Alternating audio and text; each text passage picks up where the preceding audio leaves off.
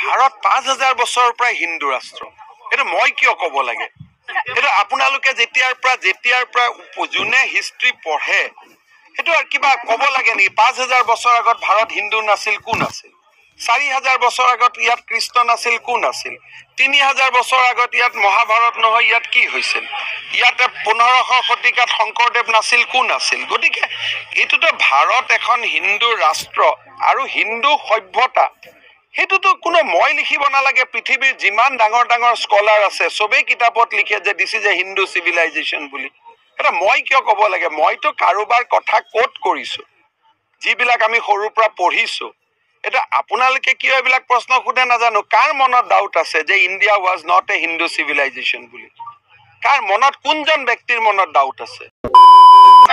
আপোনালোকে চাওক, কোনো ধৰ্মগুৰু কোনেও একো ক'ব নালাগে।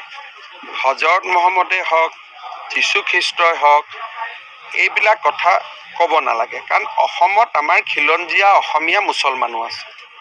আমি ধৰ্মৰ লগত আমি যুঁজ বাগৰ কৰিব নালাগে, কাৰণ আমি সৰু মানুহ। ধৰ্ম আমাতকৈ বহুত ওপৰত। আমাৰ যুঁজখন হ'ল সংস্কৃতিৰ ওপৰত, আমাৰ যুঁজখন হ'ল সভ্যতাৰ ওপৰত। আমাৰ যুঁজখন ধৰ্মক লৈ কথা নাই হোৱা, আৰু ধৰ্মৰ প্ৰতি আমাৰ কমেণ্ট দিব পৰা অধিকাৰো নাই।